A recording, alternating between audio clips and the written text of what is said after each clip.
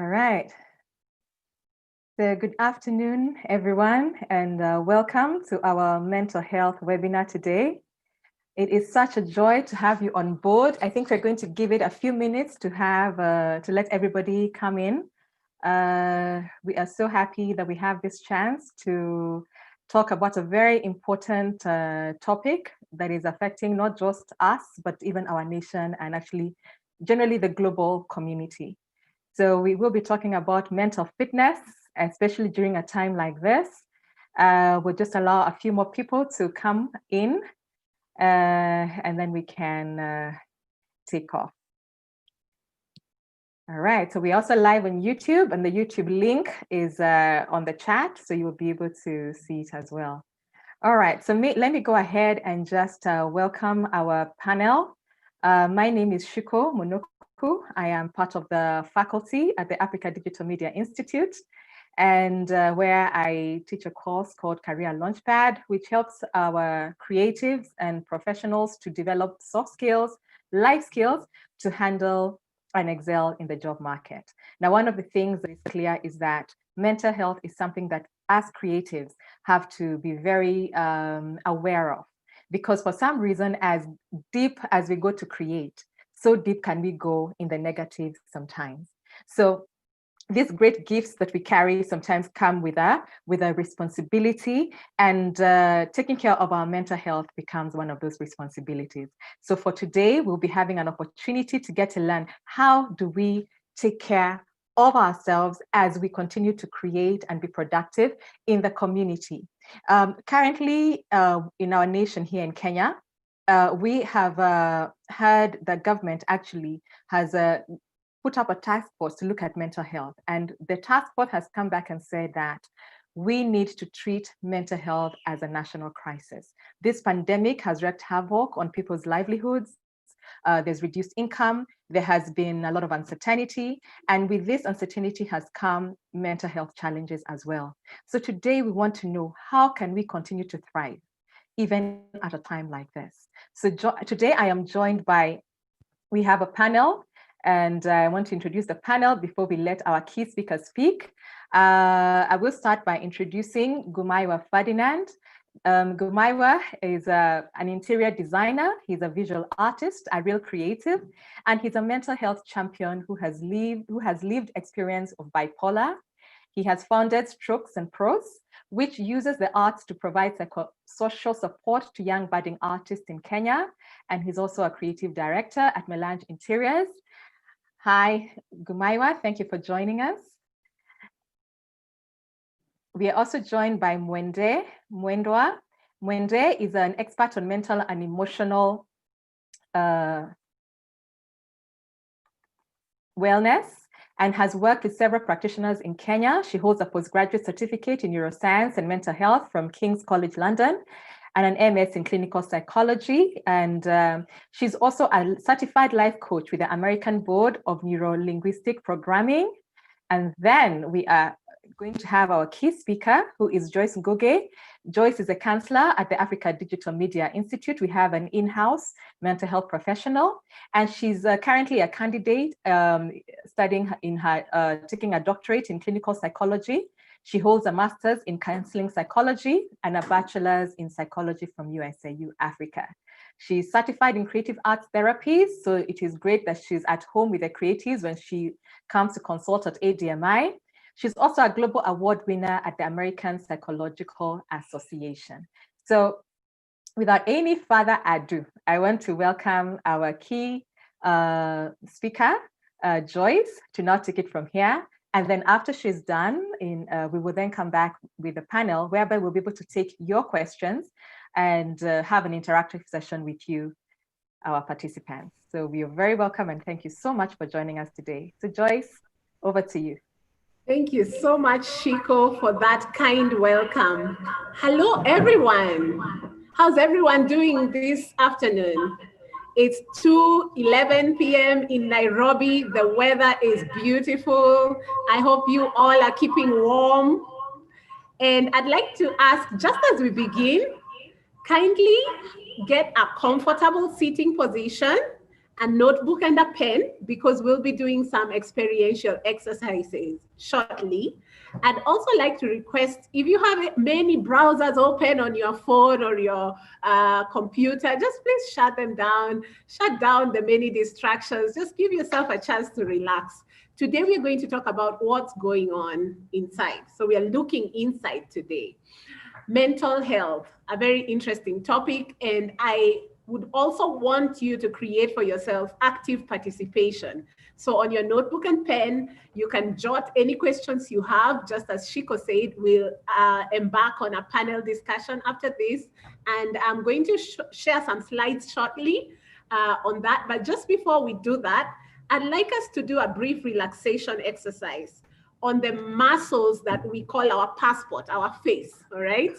So are you ready? So if your hands are sanitized, please, let's begin this exercise together wherever you are. So get a comfortable sitting position, and I'd like you to get the temples of your face right here and just massage them. So we're doing this to get here, okay? So we are all getting present to this webinar. Maybe you are thinking about what you just had for lunch or what you're going to have for dinner, but that's not where we are. We are here in the moment right now, all right? Okay, so after you've massaged your temples, slowly, let's move to the back of your jaw that helps you speak, that moves all the muscles around your cheeks. So where the jaw hinges, the top and the bottom jaw, where they meet, all right? So let's massage there, all right? Then let's go to your cheeks, all right? So I'm sure every one of us has cheeks. So please massage your cheeks and get yourself in a comfortable position, all right? So we're doing this to get present, to get here, all right? You could also massage, tap just below your eyes, all right? And lastly, let's massage the chin, okay? All right. Human beings are the only species which have a chin. So I know you have a chin. All right. Okay, so let's take in 3 deep breaths, and then we'll start today. So breathe in. You can close your eyes if you want. Hold, breathe out. All right, breathe in again. Hold a little longer, breathe out. So this third time, when we breathe out, I'd really like you to expel all the carbon dioxide from your lungs, all right? So we'll have a very long inhale and a longer exhale, all right? Are you ready? The last, breathing in. Hold, breathe out. Push all the air out of your lungs. Thank you very much, and let's talk about mental health. So I'm going to share my screen, and I'll ask whether you can see it.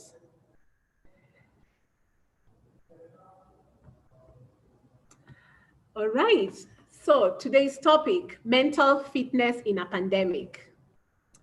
My name is Joyce Ngugi. I am the ADMI counselor. My website is wangare.africa. You can learn more about me. That's as much as my digital presence goes for now. And today's topic is really interesting. There is a picture I'd like all of us to reflect upon. And this picture is from the World Health Organization Psychosocial Support Handbook for providers or caregivers. So if you look at this picture, just type in the chat, what do you see? So I'm going to give you 2 minutes to do that. I hope this picture is clear for everyone to see. All right, so please type in the chat, what do you see on the picture? Let me go back, hold on, there you go.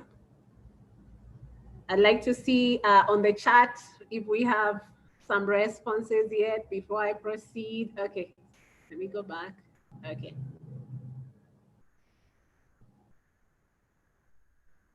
Let's see, yeah, I see we do have some responses already. Thank you very much for all. So you're looking at the picture of the pandemic, it keeps changing. Sorry about that. Okay, That's because I had set the slide to move. So I already can see some of you sharing what you see, different kinds of people, trade. Steven says a boy in a wheelchair. Pauline says selling, helping. Interesting. Patrick Kabugi says people doing their own thing. Elsie Washira says fruits vendor. Mokami says many people with distance between them. Interesting. Nish Kamau says humanity. Lady helping a physically disabled boy. Sanusi says busy world. Felgona says people with masks and others without. Thank you very much. I see all the way from up there. Kevin Juma says busy world, you know. Elsie Washira, a policeman. Sophie, people wearing masks. Okay, good. I'm glad. Barack, people going about their everyday lives during the pandemic. Jaira says busy people. Thank you so much. So that's right. You're all right. That's the beauty of adult learning. Nobody's wrong. So that's correct. So this is a picture of really what's going on now. And just to summarize, as it relates to mental health, there is a crisis that's a public health crisis because of the coronavirus. But aside from coronavirus, there is now another epidemic that's more like the information. You've seen WHO calling it an infodemic. That is about, you know, a lot of fake news going around and some people claiming to have the cure already. But aside from that, it seems that the restriction to movement has a lot more impact on human beings than we thought. So human beings are, generally speaking, you know, people who move around. So when people are restricted to move, there's been a spike in depression. Then there's also lots of anxiety, and that's linked to the uncertainty, all right? So when you have a situation of uncertainty and fear together, then there's a lot more anxiety. Then the whole world right now is really going through what we call grief. And a lot of the grief is anticipatory grief. Today in Kenya, we have over 600 new cases in the last 24 hours. Those are the only ones confirmed, right? Meaning we could speculate there are a few more cases even today, right?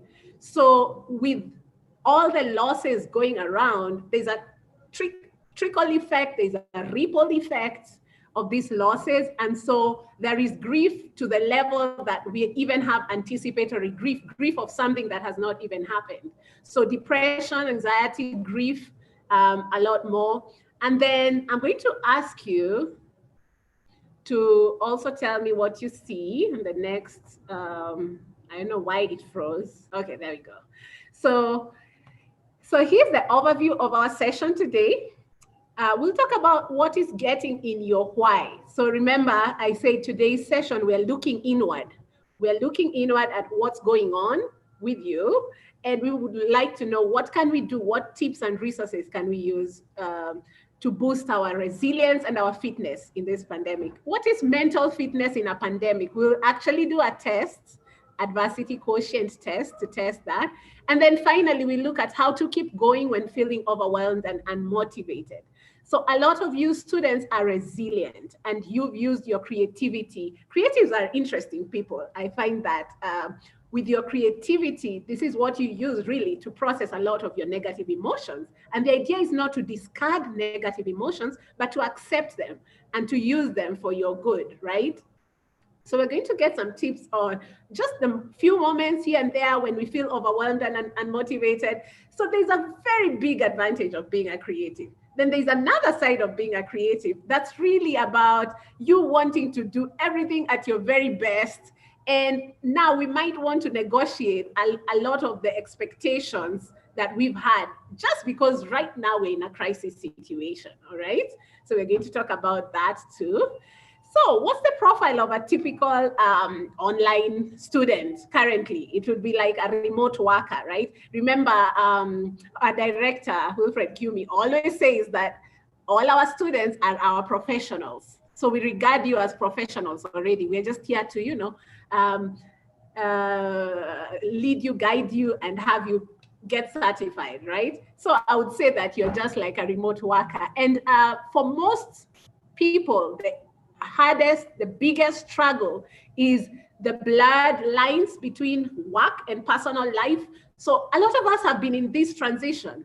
We are working from home, studying from home, and homing from home, right? All in one setting, right? And so emotional boundaries are some things that we've actually had to negotiate. For instance, I have a little brother and he's now in Form 2. And so if I'm in my house and my brother wants to chat with me, I've got to tell him, no, it's time for work. Now it's time to play, right? There's that creation of boundaries has been like the biggest issue. And so 22%, this was a study done in the States on the state of remote workers, 22% of people are really having a problem unplugging after work. The reason is you're with your gadgets and you want to go on and on.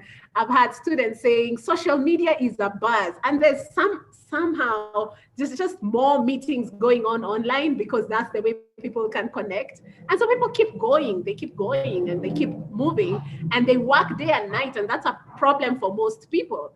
And then loneliness, 19%, that's mostly linked to the fact that physical connection is an essential need of human beings. We are social beings, right?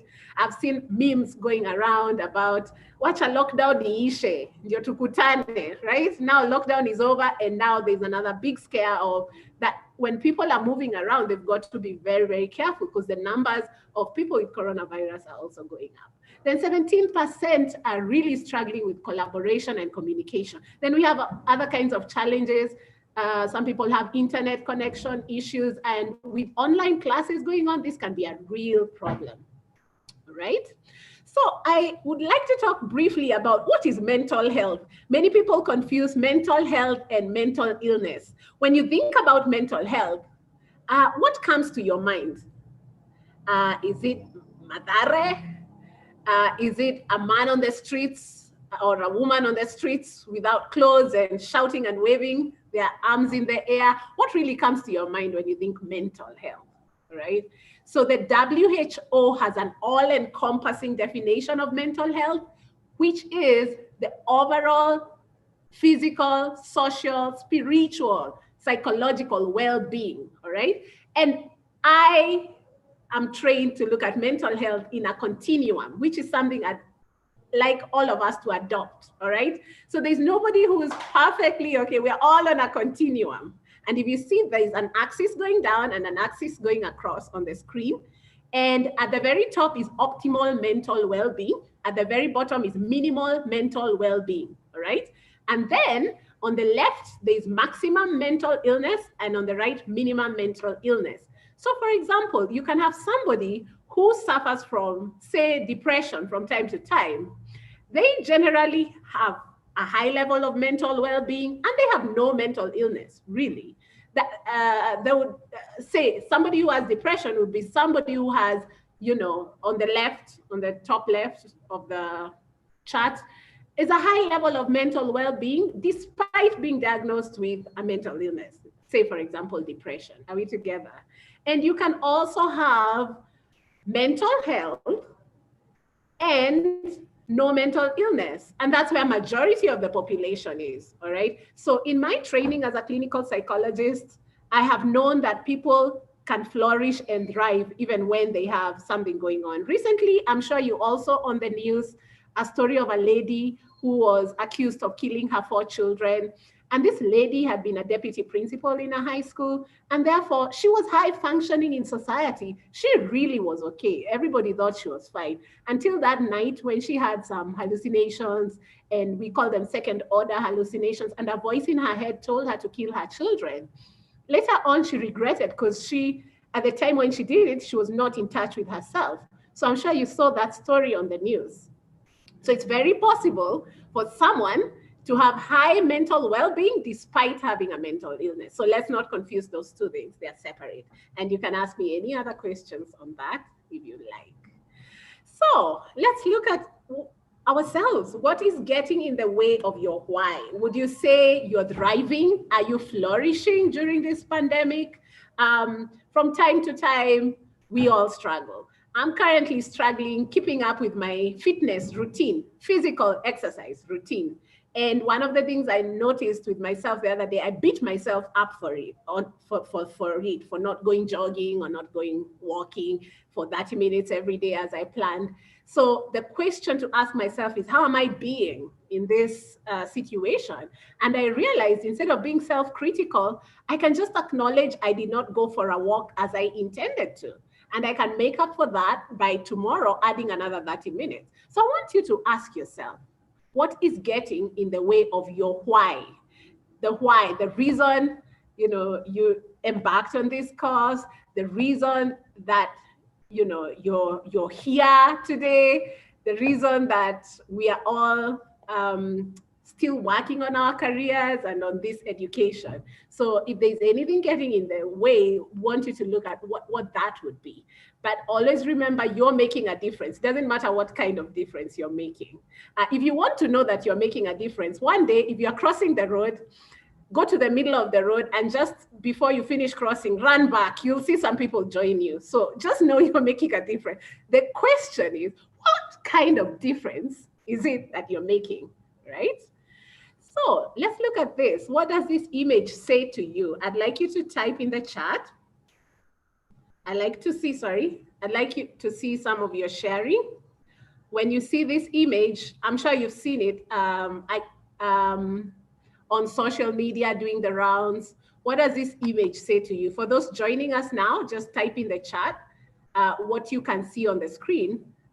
Oops, what does it say to you? Let me just get to the chat and see, sorry.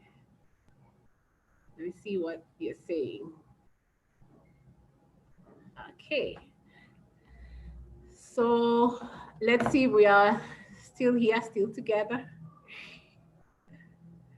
Okay, so there's been an increase in conflict and violence, all right? Without reading all your responses, thank you so much. I see you guys are typing.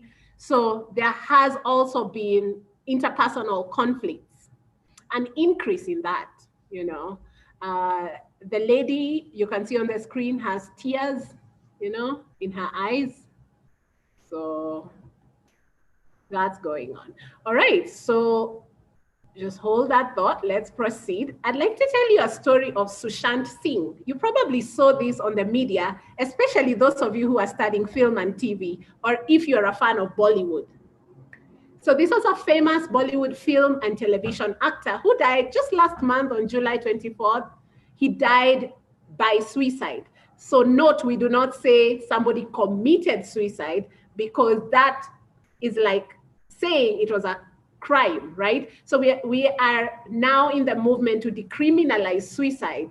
Somebody who dies by suicide is usually somebody who's struggling. In most cases, every human being has an innate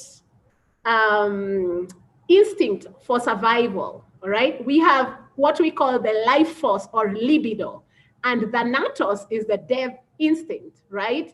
So by the time a human being moves from libido, the life force, to thanatos, the death instinct, that person thinks that suicide is the only solution for their problem.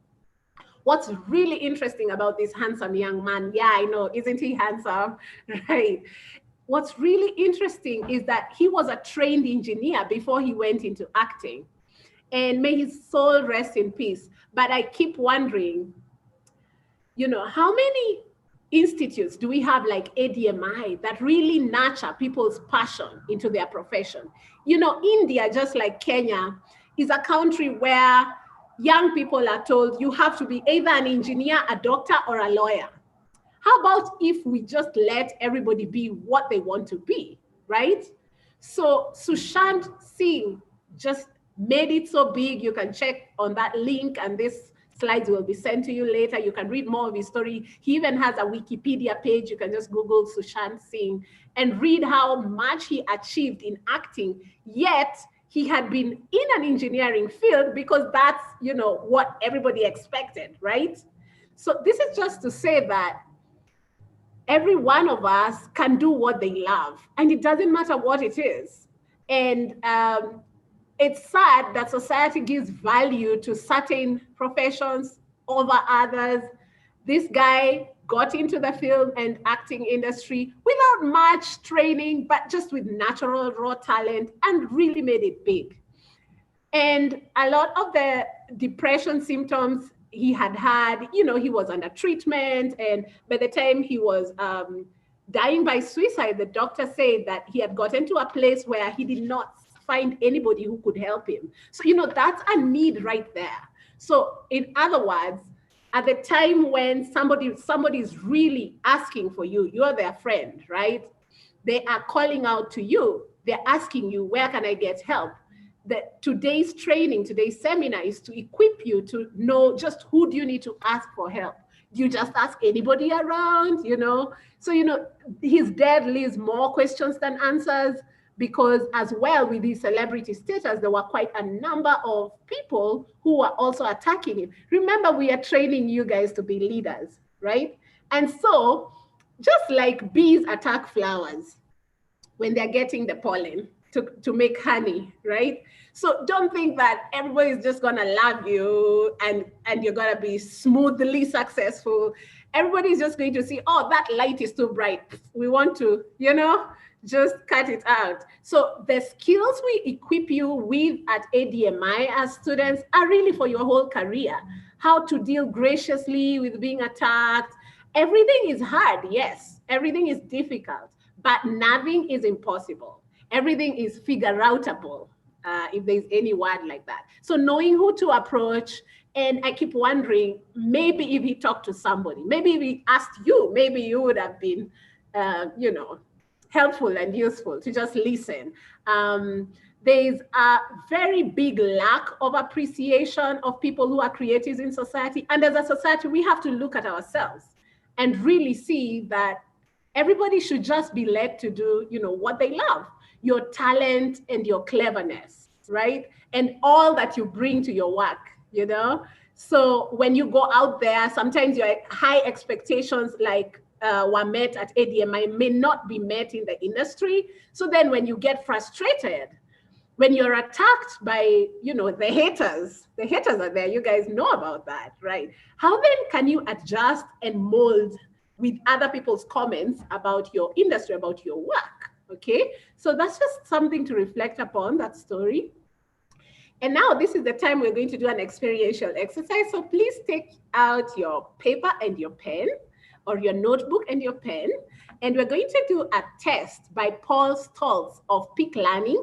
He developed what we call adversity quotient tests. So I'm going to explain more about this.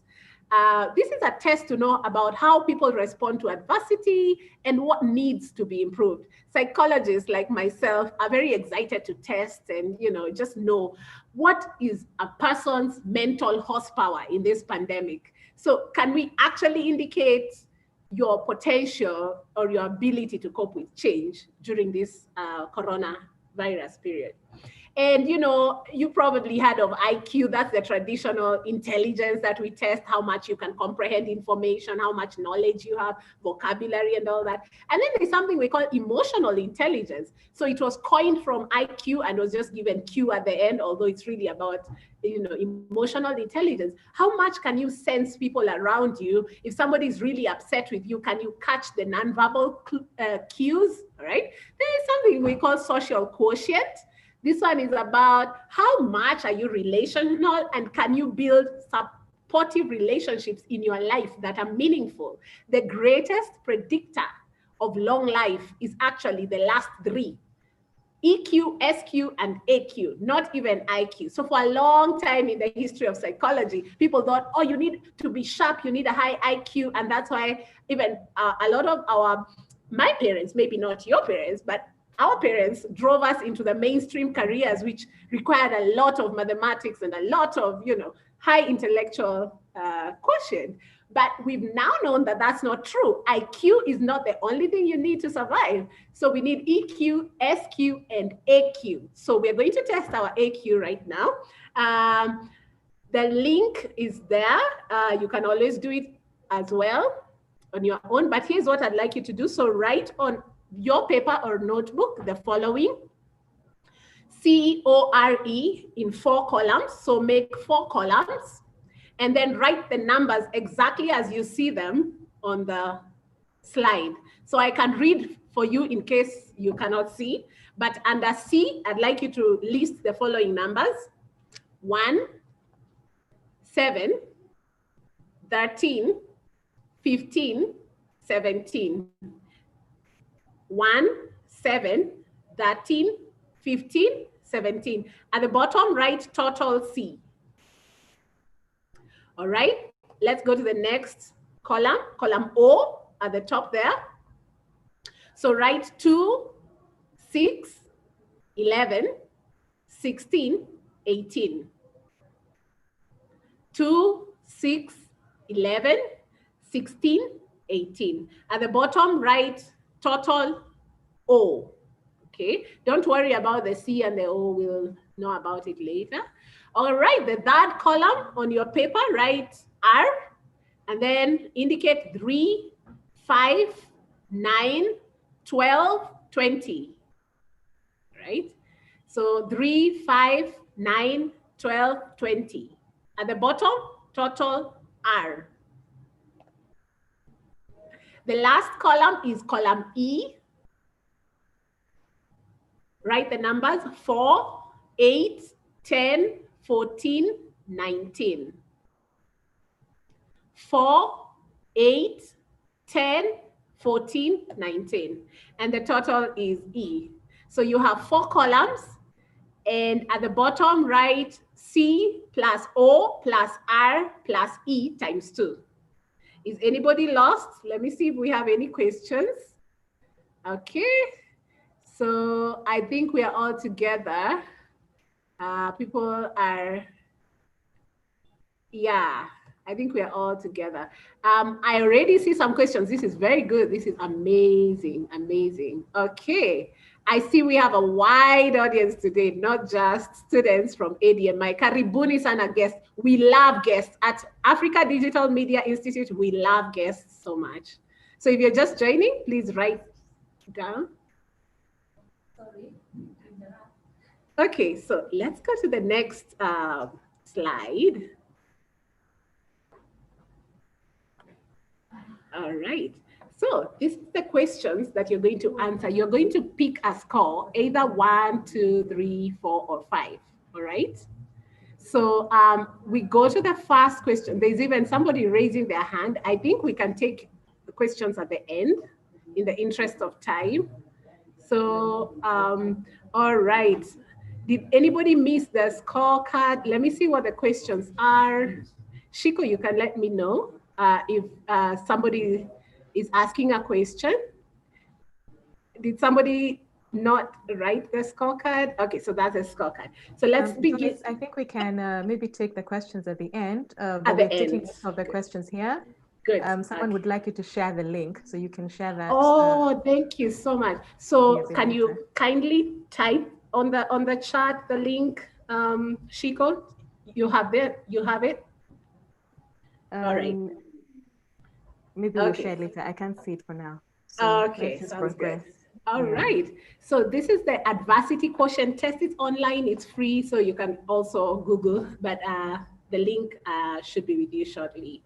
I'm going to get it. So number 1, so write your score. So just write either 1, 2, 3, or 5, 4, or 5. Okay. So remember to write it on the number as you indicated in the scorecard. All right. So question 1, you suffer a financial setback. So sorry, the instructions are: imagine the following events as if they were happening right now. Write your score of the number that represents your answer to each of the related questions. So the scale is 1 to 5.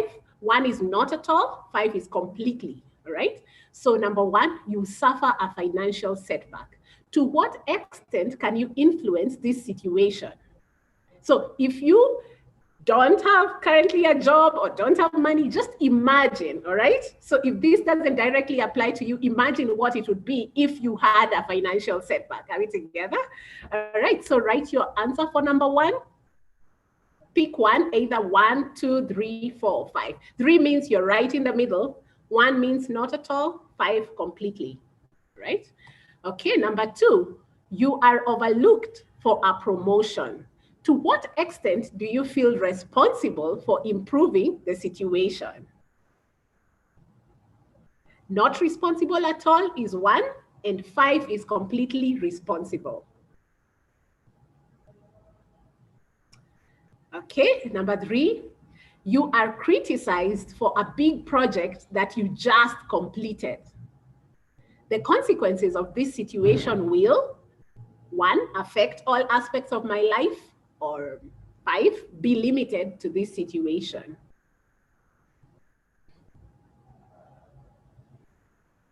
Number 4, you accidentally delete an important email. The consequences of this situation will 1, last forever, 5, quickly pass. So pick any number. So it's whatever you think. There's no right or wrong answer. You pick your choice, okay? Number 5, the high priority project you are working on gets canceled. The consequences of this situation will 1, affect all aspects of my life, 5, be limited to this situation.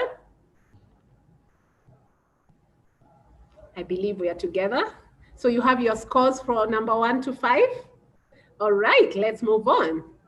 Number 6, someone you respect ignores your attempt to discuss an important issue. To what extent do you feel responsible for improving this situation? 1, not responsible at all. 5, completely responsible. Pick any score. 7, people respond unfavorably to your latest ideas. To what extent can you influence this situation? 1, not at all. 2, 3, 4, 5, completely. Pick one. 8, you are unable to take a much needed vacation or holiday, as we call it in Kenya. The consequences of this situation will 1, last forever, 5, quickly pass. Billy Orlando, you may please type your question, then we might address it. 9, you hit every red light on your way to an important appointment. The consequences of this situation will, so let me repeat number 9. So imagine you're driving, okay? So hitting every red light is like, you know, you're bumping, say if you're not driving, say you're commuting to an appointment and you're like bumping into people and, you know, you're really going really, really, really fast and you're hitting everyone on your way. So the consequences of this situation will 1, affect all aspects of my life, or 5, be limited to this situation. 10, after extensive searching, you cannot find an important document. The consequences of this situation will 1, last forever, 5, quickly pass this situation. All right, do we have our scores from 6 to 10? Somebody is asking, let me see if they are lost. How do you send what you've typed? Oh, good question. So please keep it to yourself. Sorry, I forgot to emphasize, this is your personal property. This is your test. So what you need to do is, oh, thank you so much, Victoria, for sharing the link. So that's the test we're doing. And this is up to you. Then after you reflect on the total score that you get, what we're going to do is you'll consider whether you need to, you know, get help for any of the things, you know, whatever support you may need. So that's yours. You don't need to share the total score. So don't worry about that. So that's your personal property. Okay, so let's go to number 11 now. Okay, number 11, your workplace is understaffed. So say you are on internship or you started a job or wherever you work, okay? To what extent do you feel responsible for improving this situation? 1, not responsible at all. 5, completely responsible. Okay. You miss an important appointment. The consequences of this situation will affect all aspects of my life. 1, or 5, be limited to this situation. 13, your personal, that should be your personal and work obligations are out of balance. To what extent can you influence this situation? Write your score. You never seem to have enough money. Number 14, the consequences of this situation will. 15, you are not exercising regularly, though you know you should. To what extent can you influence this situation? 1, not at all. 5, completely. Right? Number 16, your organization is not meeting its goals, say where you work or where you Joyce, maybe we can slow down a little bit on the other one. Okay, got that, Sorry. Yeah, thank you for that. So, so let me see if we have any questions about like not seeing the slides or something. Okay, so just write the scores for each question. Somebody asks, how are we marking the numbers? I'm a bit lost. So just write all the scores, then I'll go back to the grid where how we were supposed to arrange the scores so that we take the total count. So just write your answer for each question. That's the most important thing. Right? Just maybe what we can clarify. Yeah. So for number 11, when I'm asked this question, I will look for where I had written where 11 was falling. That's where I will write the score. Yes, exactly. That's correct. So the numbers as we had arranged on the scorecard. That's right. So each question, so you write the answer against the question. That's why I'm calling out the question, the numbers per question. All right. I believe we are all together now. So, so let's go to the next slide. Your 16. So you see where question 16 is. So you write the score for question 16. Your organization is not meeting its goals. To what extent do you feel responsible for improving this situation? 1, not responsible at all. Up to 5, completely responsible. Pick any score, right? 17, your computer crashed for the 3rd time this week, right? So you're imagining, right? Okay, if you don't have a computer or it did not crash, just imagine, okay? To what extent can you influence this situation, all right? 18, the meeting you are in is a total waste of time. To what extent do you feel responsible for improving this situation? Okay, 19, you lost something that is important to you. The consequences of this situation will 1, last forever, or 5, quickly pass. All right, the last question, your boss adamantly disagrees with your decision. The consequences of this situation will 1, affect all aspects of my life, up to 5, be limited to this situation. So now I want us to go back to the grid. So add up your scores for C, O, R, and E. So that's the core dimension, C, O, R, E. The total you get, multiply by 2. So if you had not seen the scoring grid, here it is. So arrange the numbers as they are on the scoring grid. I'd like you to get what we call your adversity quotient response profile score, your ARP score. Then we're going to see how well we are all doing with adversity. Are we able to shift with the times and with all the uncertainty around? Are we ready? I think since I don't see any questions, I think we all have the scoring card and how the numbers are arranged. You've gotten your total score? I assume you have. All right, let us see what the scores mean. So the interpretation, the average score. So remember, you took your total score and multiplied by 2. So the total possible is 200, but I don't think anybody gets 200, like all the scores. The average is 147.5. The higher the score, the better you are. So if you scored higher than 147.5, that's a good thing, all right?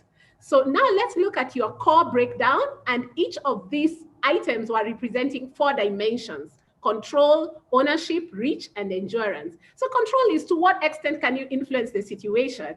A mentor of mine says, if you can't change something, why worry? And if you can change it, then why worry? Okay, so how much control do you perceive you have, all right?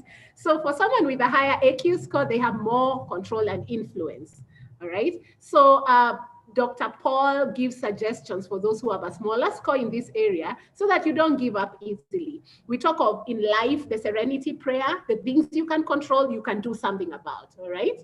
And some of these things are even about your character. You know, your character remains stable most of the time, right? And so you want to bring out this character strengths for when you're in adversity, right?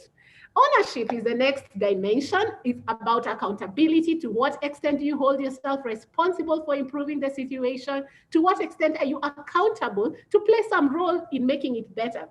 One of the things many students, not just in ADMI, but everyone, they say, oh, this person is making me frustrated. The truth is nobody makes you feel anything, all right? We allow them to make us frustrated, right? So each one of us has our emotions, and we can choose what thoughts and emotions, you know, to respond to a situation. The most important thing about this exercise I want you to be left with is the most important thing in life is how you respond to something, right? So reach, how far does the fallout of this situation reach into other areas of your work or life? We call that pervasiveness. Do you think this issue is just limited to one chapter of your life, or will it go on and on and on? Lastly, endurance. How long will the adversity endure? Remember, while you're at ADMI, it's really a marathon. It's not a sprint, right? So how long will, for instance, this is no longer a pandemic. We are now saying it's going to be endemic, and it might just be here in waves year after year. So this is the new normal. So how much endurance can we have, whatever race we are in, whether it's about our college studies or about our careers or about being in this pandemic. So basically, on the right column, you can see each of these dimensions determines a few character traits. And I know all of us have these character traits. It's just about bringing them out. The issue of control is about resilience, health, tenacity, you know, holding on to what you know, and what you know to do and doing it as much as possible. For instance, you wake up in the morning, you shower, you put on nice clothes, and then you sit in the house. You don't have to like stay without showering just because you're not leaving the house, right? Like that's something you can control, right? Okay, ownership. It determines accountability, responsibility, action, and engagement. Remember, we keep creating possibilities with people around us. It doesn't matter whether we're in a pandemic or not. We are still accountable to the people. Every one of us is born into relationships, and that's where your accountability really comes in. Reach is about, it really determines your burden, your stress, your energy. The idea here is equilibrium or balance, effort, right? So how much do you think this adversity will affect everything in your life, okay? So a lot of times, like when I work with people who've been through a traumatic event, the idea is to move it from being pervasive in every aspect of life and just put it in a chapter that you can close and open, as you will, all right? Lastly, endurance, it determines hope, optimism, and willingness to persevere. Remember, I said it's a marathon. All right. So about balance, just look at this chart. Very interesting chart. It says that when you wake up, that should be at 4:30 around 4:30 a.m. I don't know who wakes up that early here, but that's when your body temperature is lowest. And if you look at how your body works, your body is in a sort of a rhythm. And there's a lot more I could talk about, but that's not the subject of today's discussion. But I just want you to look at this picture about honoring your daily cycle, your rhythm, your body. You have a body rhythm internally, you have a physical rhythm, a mental rhythm, and a behavioral cycle as well, all right? So you want to know how to order your day so that you can actually optimize on your performance and every day. And our brains are very good with routine. We have what we call neural pathways, and our brains are very trainable. We can actually get our brains to operate at the best level possible if we just practice some simple habits, So honoring our body cycles is very crucial, right? So how do we keep going when feeling overwhelmed and unmotivated? 3 points: identify, awareness. So I call them the ABCs. Awareness, balance, connect, connect, connect. So in summary, that would be what I call it. So awareness, be aware when there is fear. Fear is false evidence appearing real. So again, going back to our brains, our frontal cortex is where at the front of our brain we make decisions, all right? And in our frontal cortex, it's the executive decision-making center right here at the front of your head, right? And your frontal cortex actually needs accurate information to make decisions about everyday tasks, okay? And so one of the things you've got to know is you've got to feed your brain with facts, with correct information. If you feed your brain with fear, then your brain operates like in the most primal state, like you're always looking out and you're always hypervigilant, looking over your shoulder. So let's avoid social contagion, which is when people sneeze fear through social media. This coronavirus has made us wear masks. But the thing we should be most afraid about is fear that is being spread around through social media. Social media is like walking through a crowd and people are talking everything, right? It's like a marketplace. So you've got to go there with some sense of direction and focus. So focus is about, sorry, the slide keeps moving. Follow one course until success, all right? Number two, take action, all right? So when you begin to feel bad, you just sleep like the whole day, yet you know you have assignments and our courses are still going on. We are very fortunate at ADMI. I can tell you for a fact, a lot of other institutes have closed down completely, like there's nothing going on. But we are very fortunate. We have online classes going on. So you need to balance work and play and rest, all right? So you have to honor your natural energy ebbs and flows, or your cycle, as I said earlier. Number three, step away and practice self-care if you must, all right? So you need to connect with people around you, and you've got to watch your sleep. You know about a balanced diet. Every one of us, especially if you've been to 844 system, you were taught about a balanced diet. I know you know what I mean. Exercise, physical exercise, so important. And then routine. But there's something so little that most people forget when you're overwhelmed is you need to learn breathing. We started this webinar with a deep breathing exercise. So take it one day at a time, dig deep into your inner reserves, and the creativity you have will help you get through. So giving up is not an option. Give yourself permission to step into your unique potential. Know yourself, self-acknowledge, know your hunger. What is this thing you yearn for so much? And go for it. Creating new habits is crucial at this time. We are all in the new normal, not just to survive, but we want to thrive and to flourish, right? So you need to fall and fall many times so that you get up. Fall 7 times and get up 8 times, all right? So reinventing ourselves to be disruptive and assign worth to what comes so naturally to you. Some students have told me that at this time they have learned they can actually raise some plants, potted plants, start a kitchen garden. Others have actually reconnected more with their family members. And that's just amazing, the resilience and the creativity to get yourself what you can do in this situation. None of us has ever been in a pandemic unless you were alive in 1918 during Spanish flu, of which I don't think we have that age group here in this webinar today. If there is one of you who's that old, we need to check the dinosaur clock, you can please text, but I don't think so. So none of us have experienced a pandemic. So we are all in this together. And the WHO has a wonderful summary on coping with stress. It's normal to feel all these negative emotions, talk to people, know who to approach, right? Maintain a healthy lifestyle, as I said earlier, avoid smoking, nicotine, avoid alcohol. If you're overwhelmed, speak to someone, right? Some people have stocked their houses with all kinds of alcohol, and you've got to know that there's a limit, right? So you want to reduce on all these substances, because if they become the chemical way that you use to cope, then the risk is addiction, and that's going to be an additional problem. Then get the facts. This is very crucial. We want to avoid the infodemic. I'm also very inspired by ADMI students. They've been going out there, creating memes to have people laughing and creating all kinds of wonderful things to just have, people getting right information. You actually are a change agent, right? Then limit worry. You don't need to listen, as I said earlier, to media that's very negative.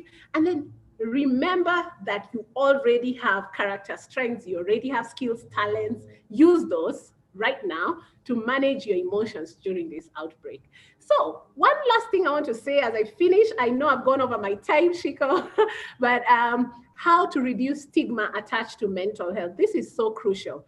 When you have a friend who's really struggling, you want to just have them understand, as I said earlier, mental illness can affect all of us. Some of it is periodic, some is more long lasting. I'm sure you're going to hear in the panel coming up next stories about how people overcame. Show compassion to people. Don't use disrespectful terms. We have etiquette terms to refer to people. So we say people with lived experience, which is a word to suggest, somebody is a survivor, somebody is coping, somebody still has personal choice. You can have two people with the same mental illness. One is very responsible, takes their medication if they need to, or takes care of themselves. The other one has the same condition, but they just completely maybe in denial or completely not taking care of themselves. So just like you take care of your physical health, we need to tell people now that you've learned today, that mental illness is just as equal as the physical illness, right?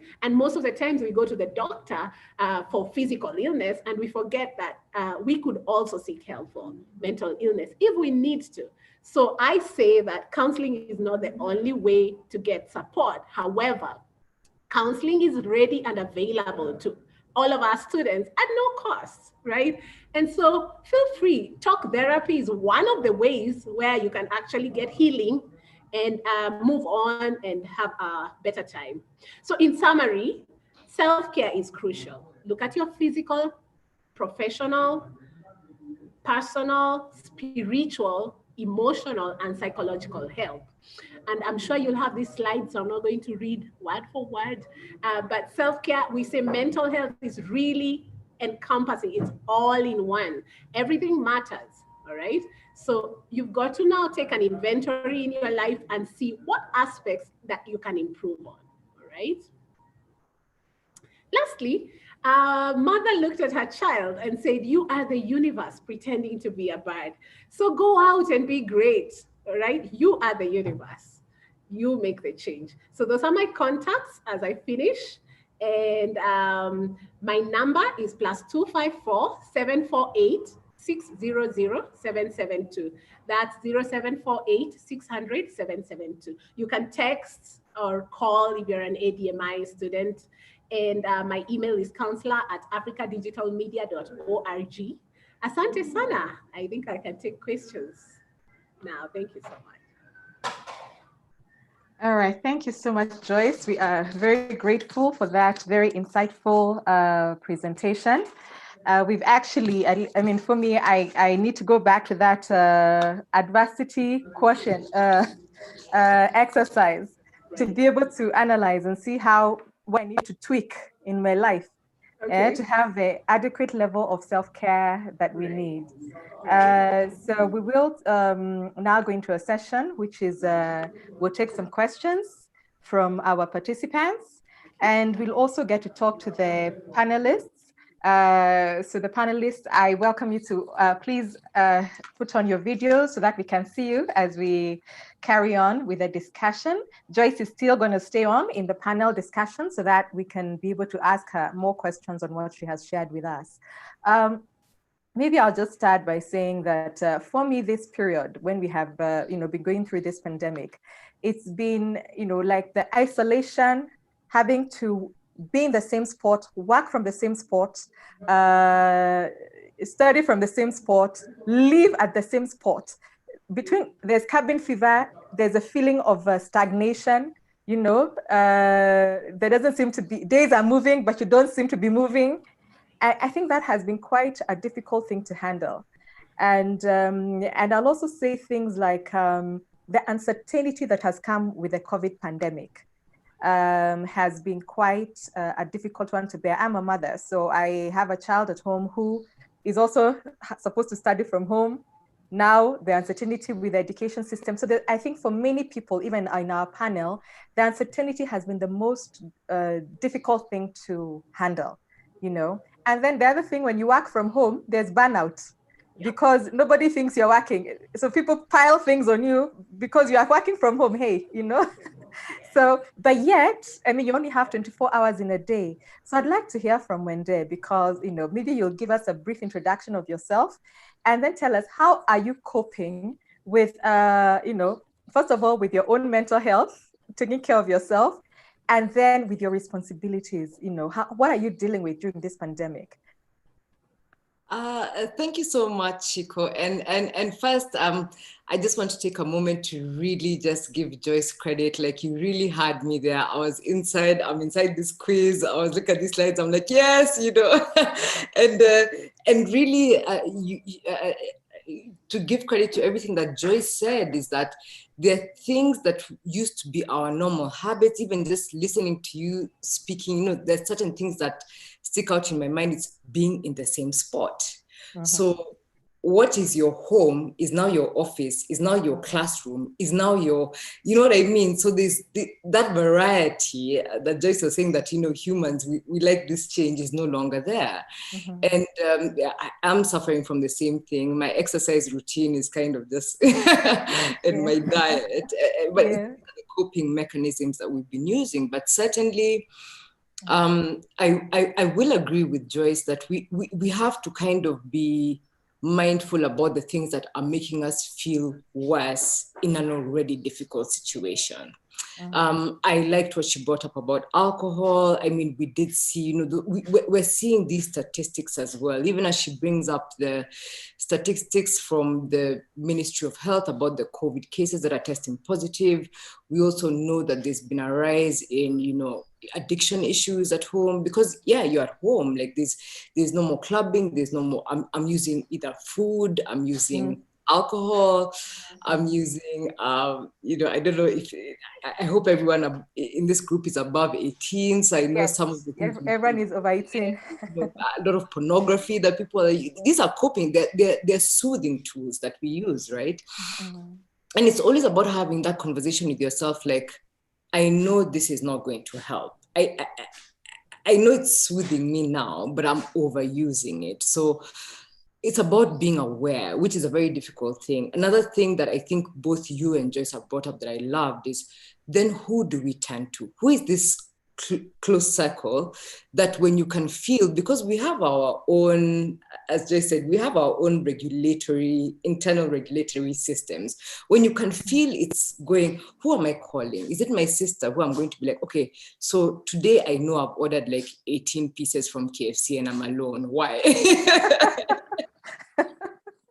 Like, hell, either come and take some of this stuff, or like delete the wines and spirits now, or just that friend who you're just like, okay, I can feel, a friend. It's either a friend, a sibling, there's just that one. We all have that connection with somebody who understands us. And it's just, if we're all able, like, even to take away from this talk, just know that one person, talk to that one, reach out to that one person, because I think the struggle right now during COVID has been, we've leaned on some of these coping things, and it, as I said, it makes us feel worse. We feel more shameful. You're not here with like an 18 bucket chicken and you're alone. Yeah, it brings shame. It feels guilt. Yeah, as if everything else that's happening isn't hard enough. So please, let's create a social structure, of people who understand, who don't judge, who. Our counselor is here. Please reach out to her. She's been trained to do things like this. If you feel nobody in your circle can understand, I mean, I think after today I'll be calling Joyce tomorrow, like, hey, let's talk about KFC. So please reach out. If there's anything that I just want everybody to take away from this talk, is just please reach out to somebody. Please reach out to our counselors, reach out to the professionals, reach out to a friend, just. You're not alone in this. We're all in this together. So please, please, please do reach out. Thank you. Yeah, I think the feeling of sinking alone can be the most scary thing, especially when people have been isolated, by social distancing, which we all must practice to be okay. But yes, everybody is having a coping mechanism. And the key thing is to remember, at the end of the day, life has not stopped. I mean, if you eat that 18-piece bucket, you're still you'll be the same one who needs now to lose weight. And who'll be having clothes. You can't even buy clothes. Like, please, let's not even go there. And then remember, incomes have reduced. So you don't have a budget for a new wardrobe. So indeed, getting somebody to help us, to cope with, either, I love what you brought up, like having a healthy social structure that you can lean on. And when that is not there, also, I mean, we have counseling from professionals. And sometimes that's what you need, because sometimes the problem is at home. Sometimes the problem is that you are all in this space together. You have not been used to being stuck together, working together in this place. You've never known your house is that small. When you're in each other's face, breathing each other's air, that can be quite hard. Yet, you're trying to focus on school, those who are learning, you're trying to focus on work, and you're all in that space. So that can be quite tough. I want to ask Ferdinand, because I know for you, you have lived experience with bipolar, yet at the same time, you are, a creative who's doing, pretty well. You have your, you have strokes and pros. Maybe you can tell us a little bit about that, what it does, about what you do, and just a little bit about your journey.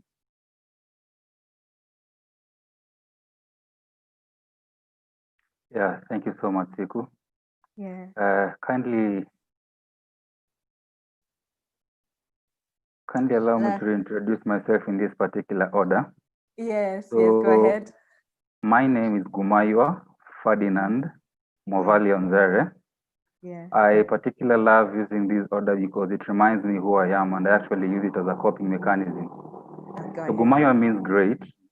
Movali means, Ferdinand means journey daring, or rather one who dares to take journeys. Yeah. Movali is a warrior, and Onzere is my father.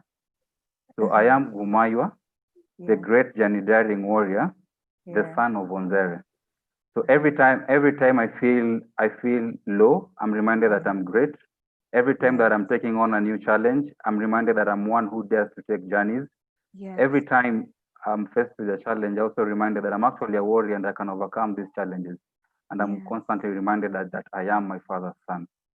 Oh, so nice. I'd sum up what I do in one word. I am a creative.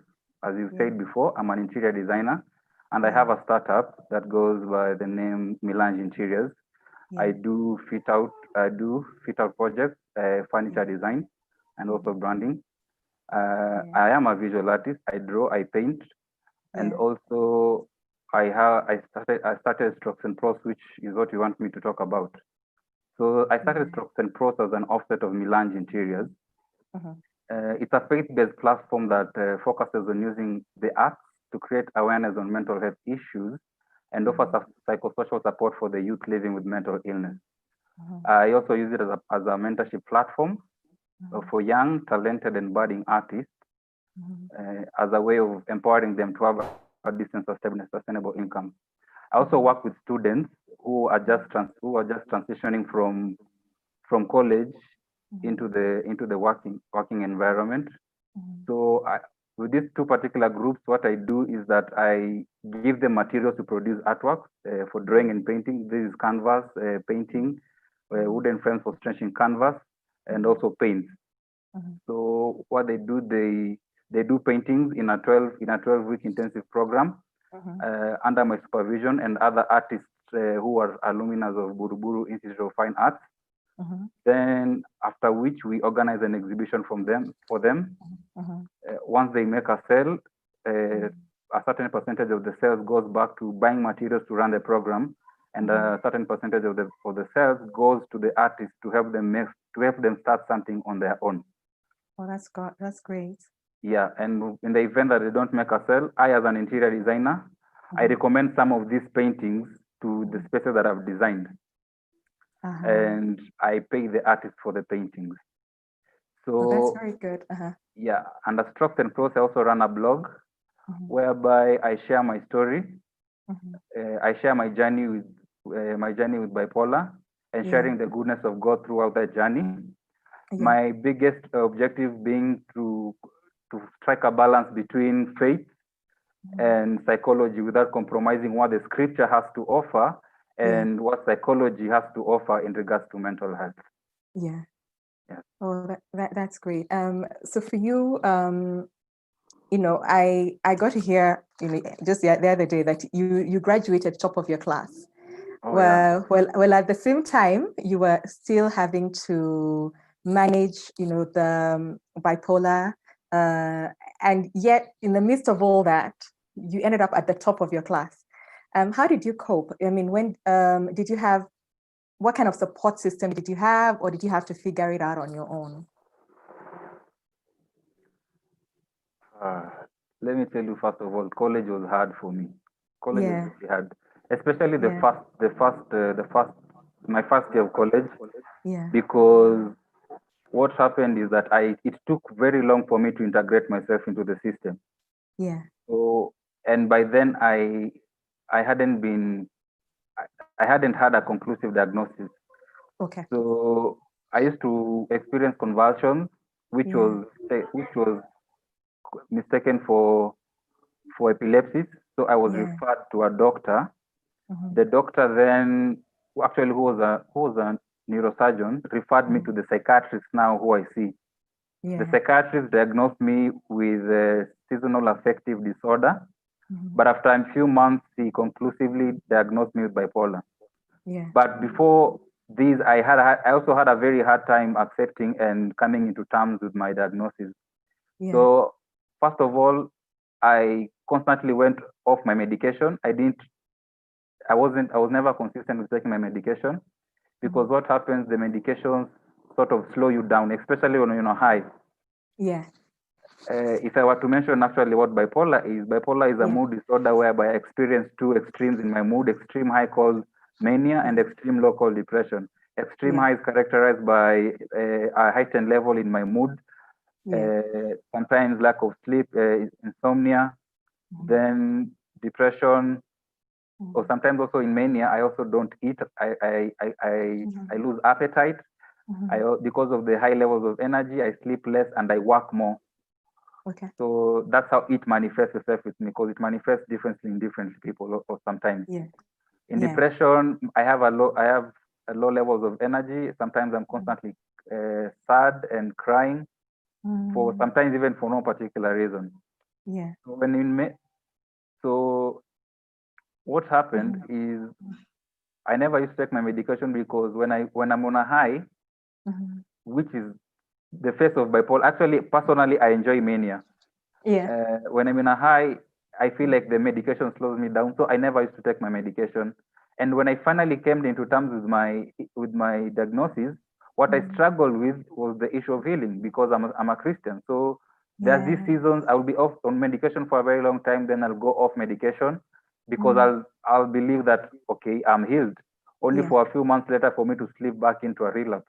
Yeah. But then I came to learn one great lesson, that I can still be a Christian and have a mental health disorder. It doesn't mean that God loves me less. It only means that he'll be with me throughout the storm, throughout the journey, and that actually he can use my story for good, that he can draw people to his saving grace using my mental illness.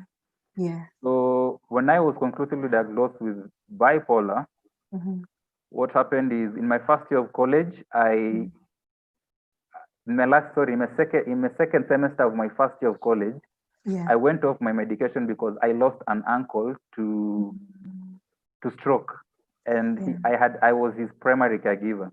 So I went off medication. My argument being that since he's lived on medication for 8 years and he just died, then I'll probably suffer the same demise. So why let me just go off medication and wait for my turn? But then it caught up with me in my first semester of my second year, and I had to defer my studies. In fact, I was made to defer my studies. My dad was summoned to school, and we even had a family meeting for them to convince me that I needed to take a break from school, because my mania hit an all-time high. I was actually going to two schools. I was going to Buruburu Institute of Fine Arts, which is where I was admitted. I would go there from 8 to 5. Then in the evening, I would leave and go to Nairobi Institute of Technology. I'll go there to do architectural models, just because I had that energy and I loved working with my hands. Yeah. So I took the break, which was supposed to be for 6 months. Actually, in the letter that I was given, it was for me to defer my studies until such a time when I could handle the rigors of the course I was taking. But what I did, I made an objective that I will go back to school in 6 months. So for those 6 months, I stayed 2 months locked up in my room, taking my medication and doing all I can to get better, reading up all I could about bipolar and other mental illnesses, coping mechanisms, as well as devising my own personal coping mechanisms. Yeah. And after 2 months, I saw my doctor. He advised that I get a job or something so that my body does not get accustomed to being dormant. I got a job with an architectural model making firm, and I worked there 2 months without pay. After 2 months, they started paying me. After 6 months, I resumed school, and by the first semester, I was performing top of my class. And in the second semester of my second year, I went for attachment. As I was transitioning to my third and final year of college, I had an issue with fees. The company had been attached to stepped in and paid my fees for the entire year for my final year. Yeah. And also paid for my project. And now my then boss now became my mentor. So when I went back to school, my final year of college, I got a good support system from my family, my cousins, my brothers, my folks. In fact, what my folks did, because interior design is in college is a practical oriented course. So you're mostly doing models, you're always drawing, you're always doing sketches, doing samples. So what my folks did, they made sure that even though I was pushing hard to finish top of the class, that I did not kill myself in the process of doing that. So they ensured I took rest, I ate well, I woke up early, and also when I needed a place to work over the weekend outside my home, I'll go now to my mentor's place, the place I was attached in. That's where I'll work from just some peace. And sometimes when I needed relief just outside my schoolwork, I'll just head there to my mentor's place. My dad introduced me to working with power tools.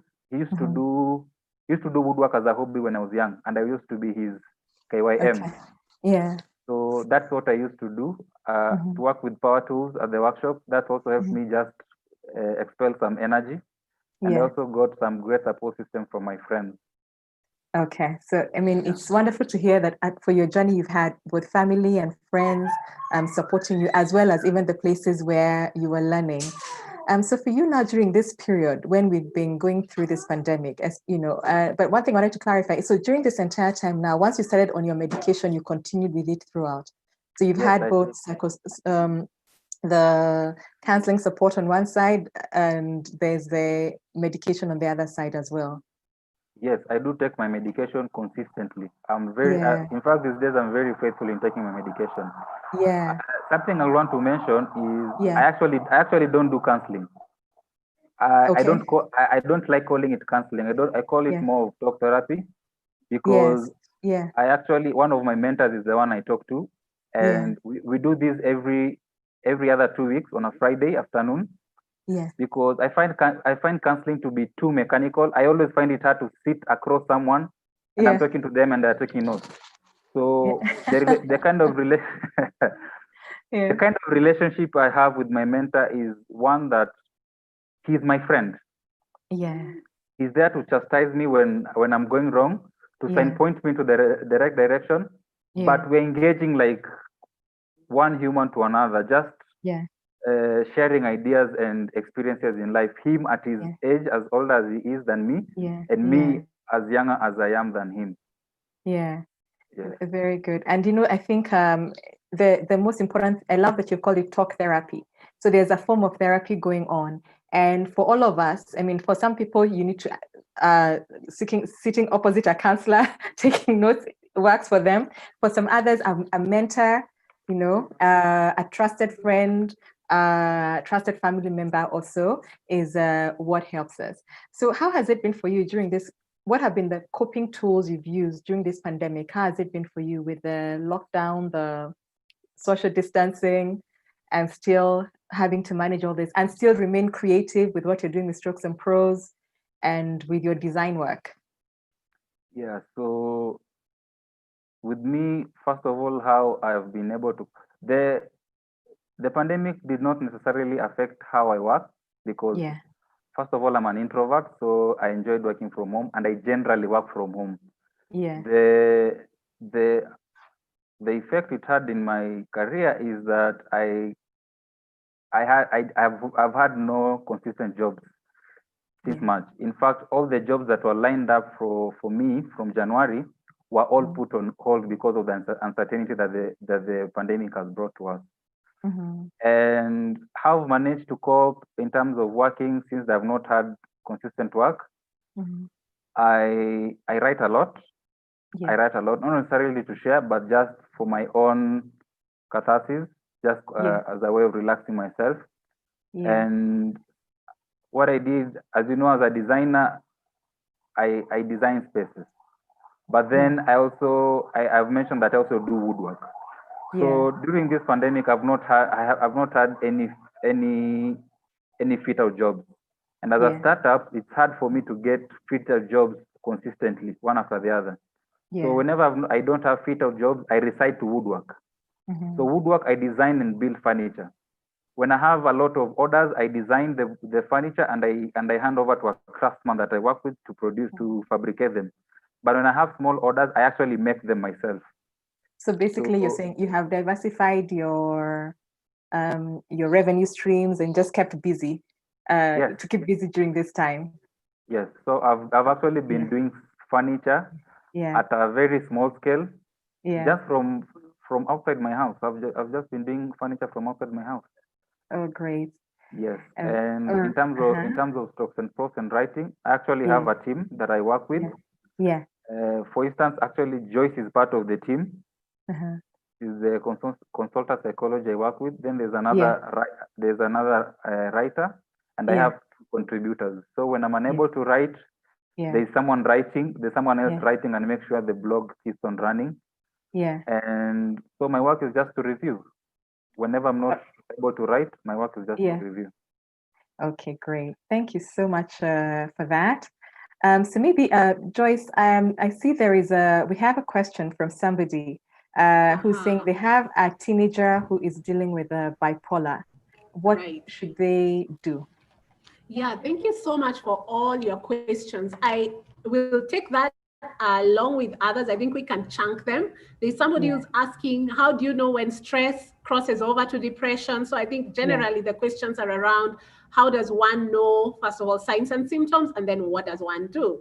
So I would say the first thing is to know that somebody is really struggling. There'll be a change. So you've been with your family member or your friend, you've been walking a journey, and then something shifts. They're no longer themselves. Maybe they keep to themselves more, or they're all over the place. There's a change, right? So if you have like a teenager in your house who has bipolar, I would highly recommend a full evaluation by a general practitioner, doctor, or a psychiatrist. It's very crucial to understand, like in Kenya, if you entered into any hospital, any health facility, they should have knowledge on mental health. And any primary healthcare facility at all levels should signpost you to the specialist. A clinical psychologist like myself can also diagnose bipolar. And from there, what you'll do is create a long-term treatment plan. So also the other person who asked about stress crossing over to depression, it would take a professional to actually use a certain criteria to know that depression is now, in full swing, because it has to be in a certain duration, it has to be some sort of severity of symptoms, and it's important to know what it is so that treatment can be aligned to a diagnosis. So these labels are not just given, or they're not there to put people down. A lot of people feel stigmatized, but the idea is to just know what kinds of medications you may need. So I guess that answers both those questions. Then we had an earlier one where somebody was asking, is mental illness caused by people not being appreciated for who they are? And maybe I can throw in something in here. Given the context of the society, especially here in Africa, and in particular, those of us from Kenya, the arts are not celebrated that much. So, so you find that we have people who are creatives, they're artists, whether it's in music or whichever area, but they are inside a society that does not celebrate that and wants them to move to a different direction in order to make a living. So can that affect our mental health? Or also it could be acceptance for your personal choices. We're all diverse. Yes. A really good question from Gatuna there. And You're right. Actually, mental illness can be caused by a variety of factors, not just environmental, the system and oppression, as you rightly alluded, but as well biochemical changes, hormonal changes, genetics. There are people we know, in their family runs suicidal tendencies. So we usually ask, who else in your family has ever died by suicide, for instance? So it's usually nature and nurture. So it could be genetics, hormonal, biochemical changes. It could be an event, that's an environmental cause. And you're right about creatives really not having a robust infrastructure. And it's difficult. I grew up in a family that's very musical, and I do produce music in sign language. And I can tell you it's not easy to navigate the creative industry. And the kind of changes we want to see, we are the source of the change. And so I think what we need to realize is we can hold each other, we can support each other and move. There's been a series of beautiful webinars in the past by ADMI, and all just focusing on, we need to increase the support to creatives. We need to increase mental health avenues for creatives, because it's just not easy to navigate. But you're very right, Gatuna, that's not the only cause for mental illness. So I think I was alluding to that story when I was explaining about, the gentleman who had a really hard time in the industry. But that's not the only reason. There's a host of factors that can result in mental illness. Yeah. We have somebody who says, he speaks specifically to Ferdinand, and he really thanks him for the introduction he gave. Because he says, you have made a difference in my thinking by your introduction. You're proud of who you are, how to handle your current situation with Christianity. And, Ferdinand, there's something you said, and that really stood out for me, which is normally a crisis with a lot of people who practice faith, whichever your religion is, where there is a conflict between accepting that you have mental illness and embracing that, and accepting that it is possible to have mental illness and still have faith, because mental illness is a sickness like any other. So the same way you can have faith and have a headache, the same way you can have, you have a problem with your tummy and you're a strong Christian, and you still need to see a doctor as you practice your faith. Sometimes that can be a bit conflicting for many people, and also can be a source of pain. And so, Ferdinand, thank you so much for that. How you mentioned something that many of us do struggle with, whereby you feel that, why isn't my faith working? Where would I be depressed and a Christian? Where would I be depressed and a Muslim? Yet, we have this, we have a soul, we have a body. We're not just spirit beings, but we also carry a soul, and we also have a body. And sometimes what's going on in our physical body and going on in our soul is where the problem is. It's not what is going on in our spirit. I don't know if you want to comment on that, Joyce or Ferdinand or Mwende. Actually, it's so interesting. I'll jump in on that one. Like, you really, I know it was a comment that was directed to Gumaiwa, and I even went into the chat, and I'm like, I know I'm a panelist, but I'm like, it just absolutely amazing. And what you've said, Shiko, and very much what he alluded to about the issue of our spirituality, our culture when it comes to the conversation of mental and emotional wellness, we really don't have one. You know what I mean? It's about being strong, being tough, do this.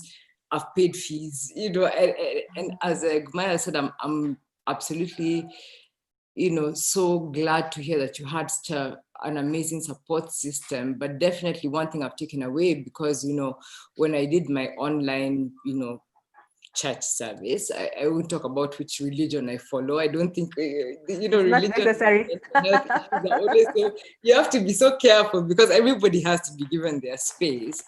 But I think with all of us in our faith, there's a general belief that we are spirits first before we take on a body form. You know what I mean? Mm-hmm. So it's believing that spirit within you, who you are. And I think, we've seen it today with Joyce, we've seen it with you, we've seen it with everybody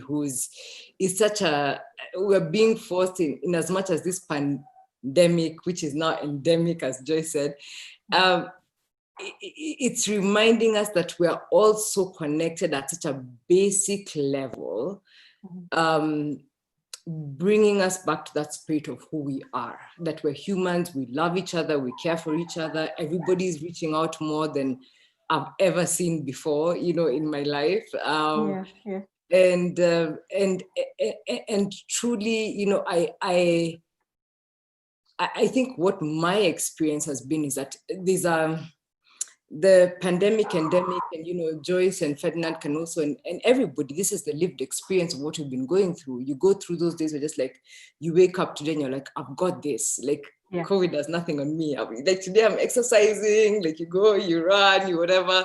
By lunchtime, you're just like, I can't handle this, I can't handle this. So where do we then balance our own coping through this pandemic, which is affecting everybody, and then how do the people with lived experience, like Maya, or like myself, with everybody, how do you then get that extra? Is it called a boost or something like that? Like how do you then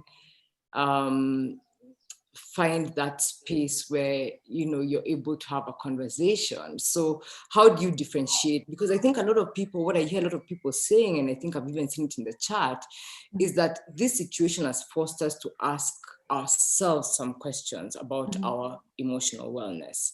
And it's scary, and people are now going to WebMD and putting in symptoms like, I didn't sleep for 2 days, 3 days.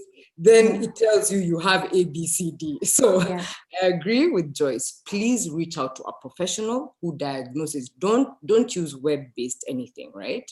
Right now, everything is, up, down on a daily basis. But if you really feel you're struggling, reach out to a professional, reach out to the counselors, reach out to somebody who will then diagnose you really from a place of knowledge and information. And don't use web-based. I think, I don't know how many times I can say it, because, the internet will tell you have all kinds of things and tell you the take.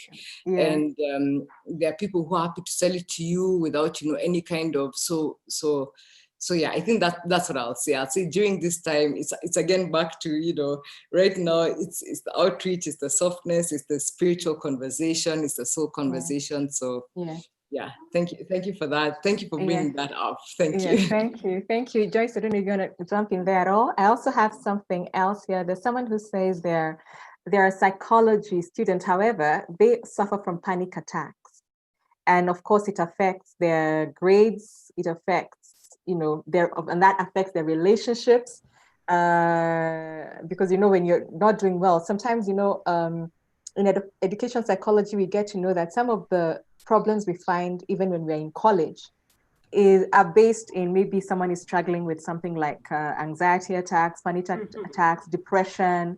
And if it's not diagnosed, you can think this is just somebody who's playing truant, but really there's a problem. And so this sometimes causes problems in their relationships with their family.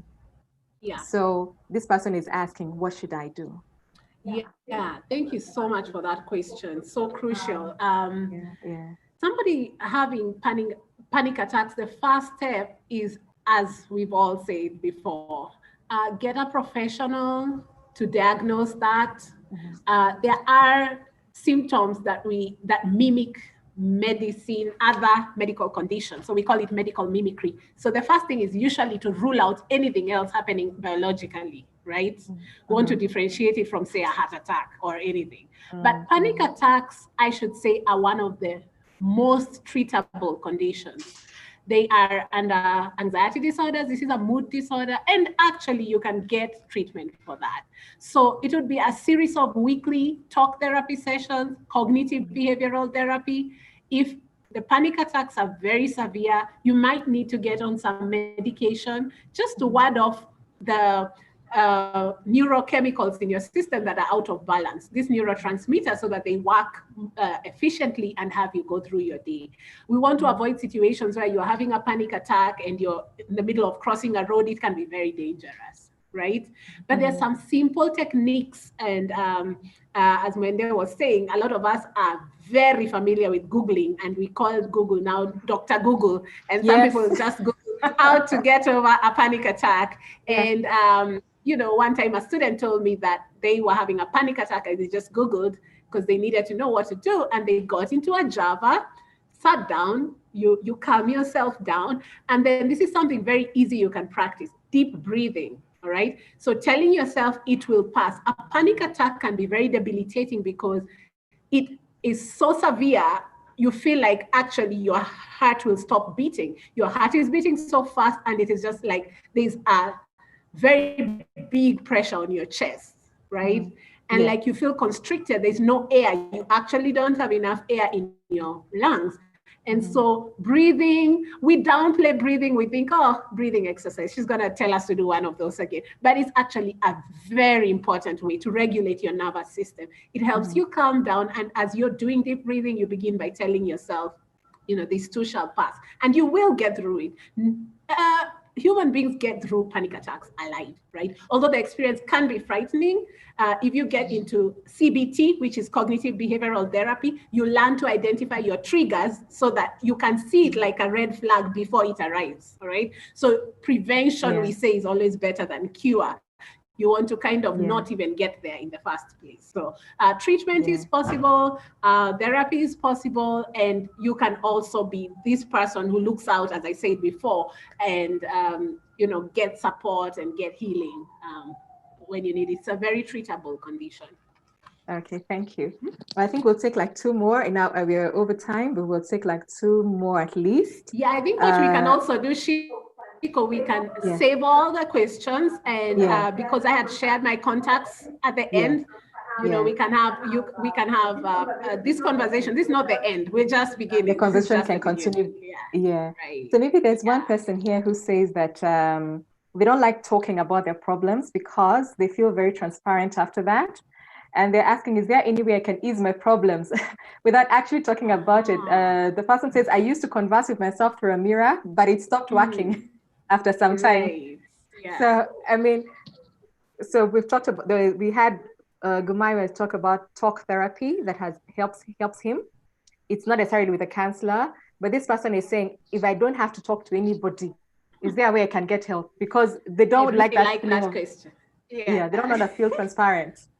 I really like that question. Human beings are in 3 levels: the conscious, the subconscious, and the unconscious. Not everything must be in language. Some things you know deep down, and there's no language that can actually adequately capture it, which is why I love creative art therapies. When I walk in Karura Forest or a park, or draw, or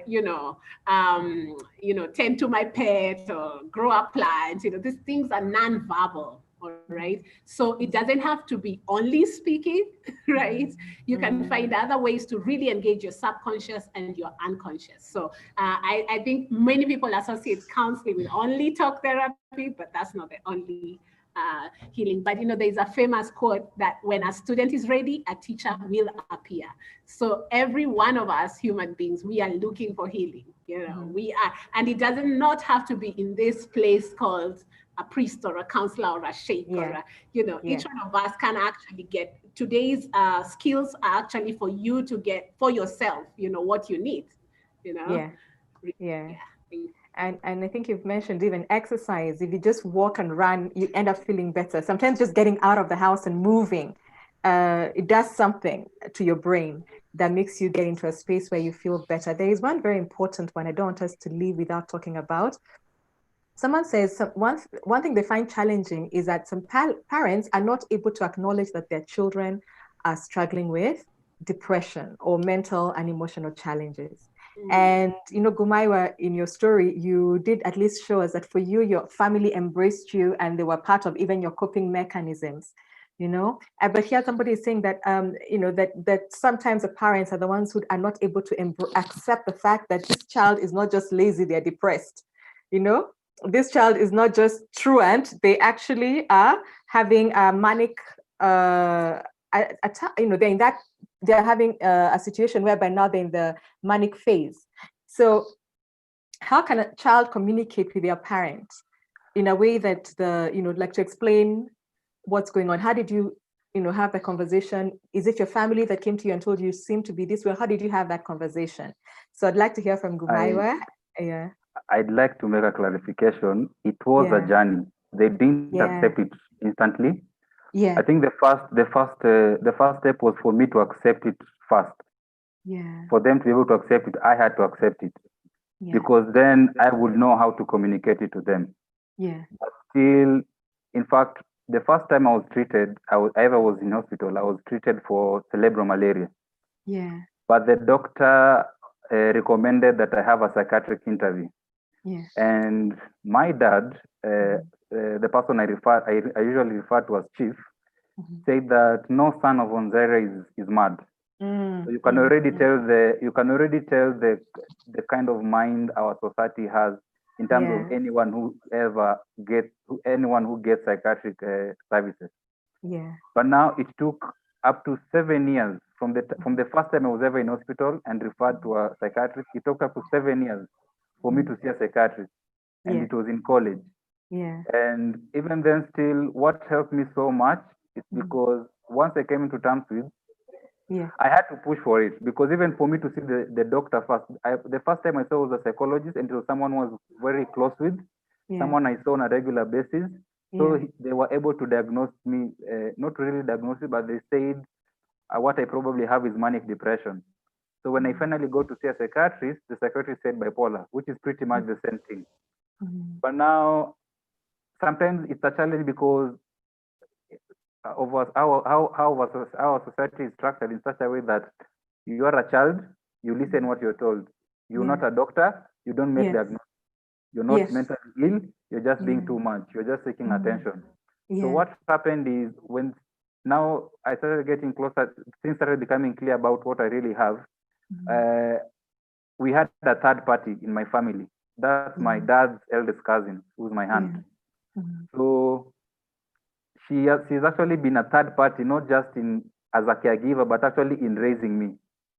So every time I had a challenge, if I had a challenge in school, like a breakdown, the first person I'll go to see is my aunt. Before I go home, I'll go talk to my aunt, and sometimes I'll get to my aunt's place and find my mother there waiting for me. So there was always that. She was like someone to mediate. Yeah, she was like a mediator. There's no conflict, but the conflict is misunderstanding. We are misunderstanding each other. So for me, I would lack a simpler way to tell my parents I have bipolar. So how do you tell a layman you have bipolar? How do you break it down? So in Africa. So my aunt will break it down and ease them in slowly. And eventually they started learning how to help me out, how to handle me because at times I become unbearable. You can't handle me unless you really know how to handle me. So, and my aunt, who was a bit older, right now she's 65. She knew how to navigate that space, and she was that person who helped my mother and my father be able to understand what it is that I was really going through, and how is it they can really help me. So it was a journey. It wasn't just an instant acceptance. It was a journey, and I would want to encourage anyone who's having such a challenge. First of all, if you've come into terms with it yourself through an actual diagnosis from a doctor, then you have to take that stand and just assert yourself, respectfully assert yourself that whatever you're going through, and if it's really difficult, then get a third party. And for any caregiver out there, I would say, be open to what your kids bring to you, because do not necessarily catastrophize it. It's not the end of the world. It's not the end of the world. People can be mentally ill and still be high functioning adults in this society. Yes. Oh, thank you so much for that, Gumayo. I think that's a wonderful place for us to close. Before we close, we have one of our students who is on our panel. I'm happy he's made it. Barak, I see, maybe you can say something as we close, and in response to one of the questions that is you've seen. So you can unmute.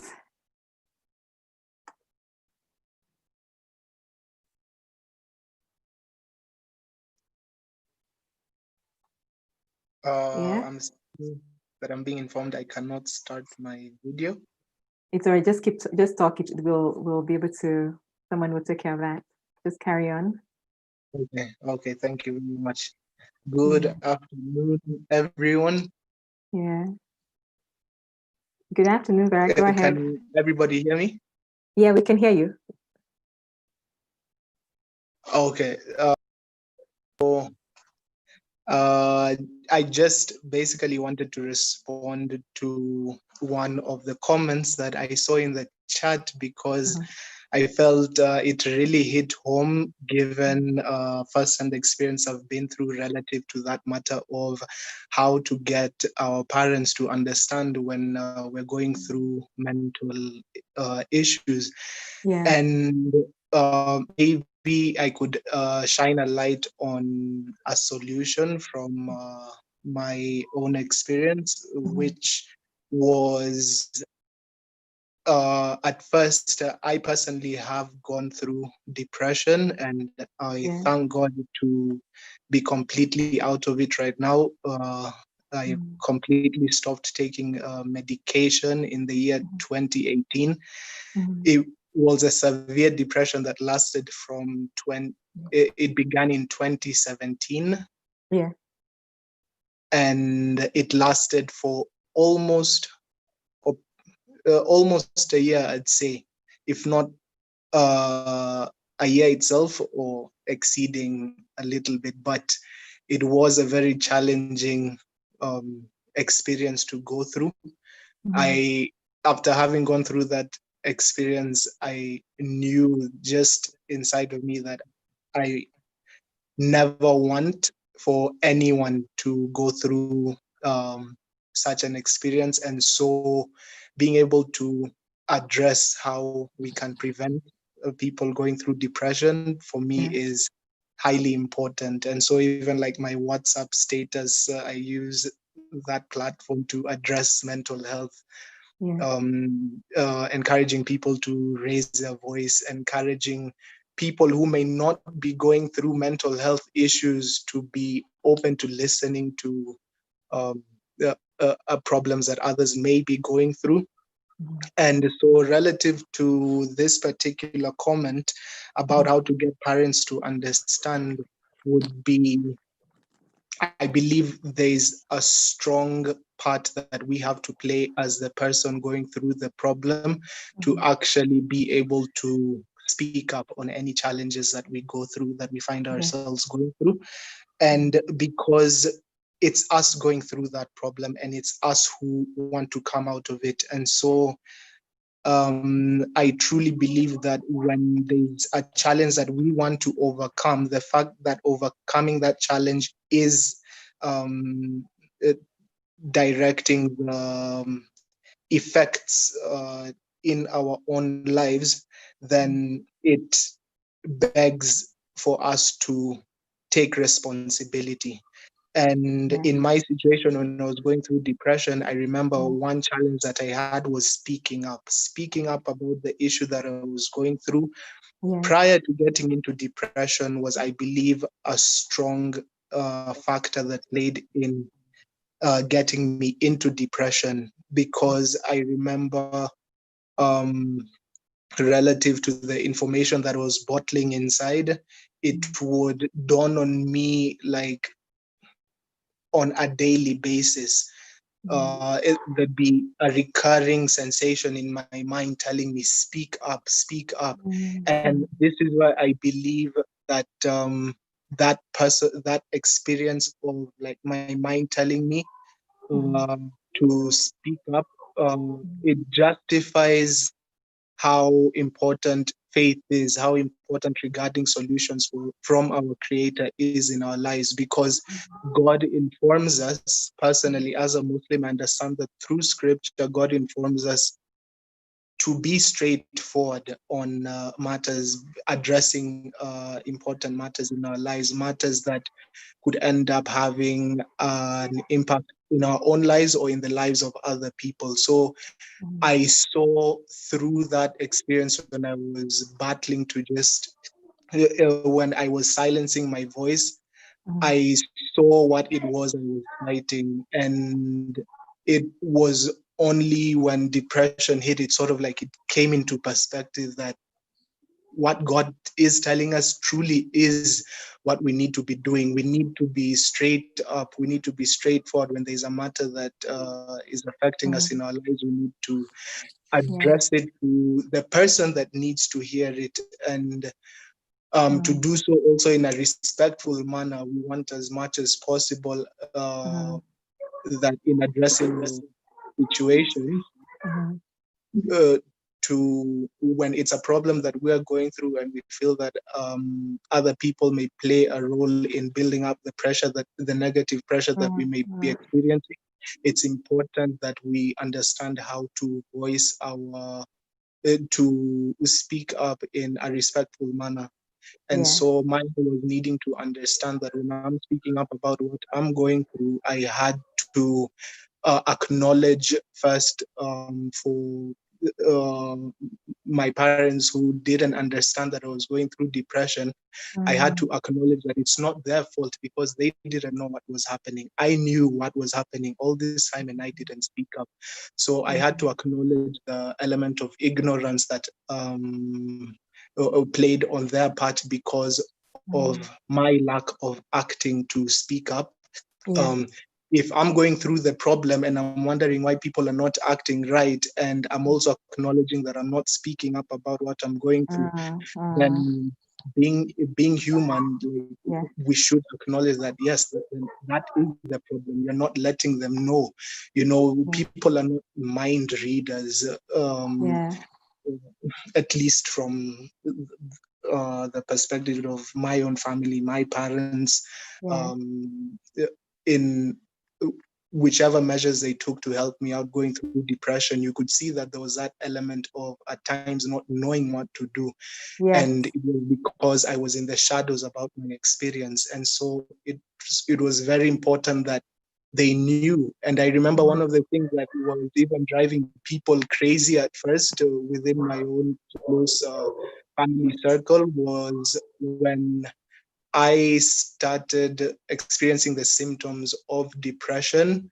I was refusing to actually go to see someone because of having trust issues. What I was bottling up inside that got me into depression was something I thought that I'd have to bring up again to someone that I had no form of trust communicating. Yes, no trust and all that. Okay. Yeah, and so that was one thing that I'd say also took a toll on my family when we were in this period of no one just knowing what's happening, because they were telling me to go and see someone. I remember my uncle telling me, like, you know what, how about you take this litmus test? There was like an online litmus test. Okay. And it involved answering a series of questions to then understand whether depression was my diagnosis. And I was refusing because even though it's online and I don't even know who's monitoring it, and it's just something I'm doing for my own like a personal self-check, I felt like people around not have been able to trust. Not I feeling felt like there were the people around insecurity. me who wanted to know about what my issues were, would want to see the results, would want to know what I answered. And when you start when you're dealing with such a situation in an environment where you have people that you feel you cannot open up to, that's a huge challenge.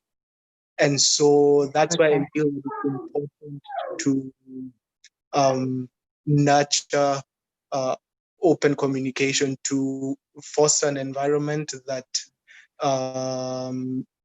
within our families that encourages open communication, that encourages people to just speak up about whichever issues that they may be going through.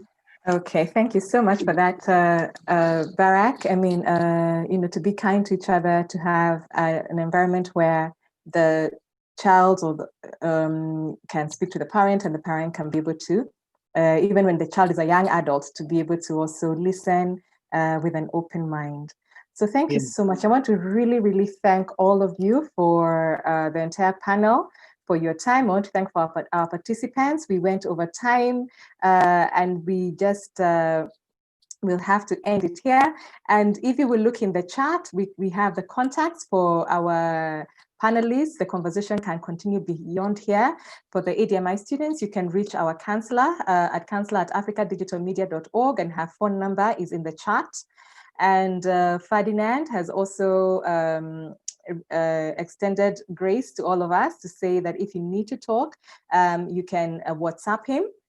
His number is also on the chat, and there's a link to his blog. You can get to read and see how he has navigated his journey and glean more from it. So thank you so much, everyone, for taking your time to be with us. We are so grateful. It has been a very informative session. I want to say a big thank you to our counselor, Joyce, for taking this time to take us through the ways to take care of ourselves during this pandemic and to stay mentally fit. I want to thank Mwende for sharing her story on how she's coping at this time. And Ferdinand, thank you so much for sharing your lived experience with us. Barak, thank you for sharing your journey to where you've gotten and how you were able to navigate to get to a place where you were able to get the help you needed, to a point where you can testify and say that you are doing well. We are so grateful, guys. So I want to say goodbye now. We are going to end it here, and the conversation continues online. And of course, this will also be available on YouTube if you will need to go back again and see what we discussed. Thank you, guys, and we'll end it there.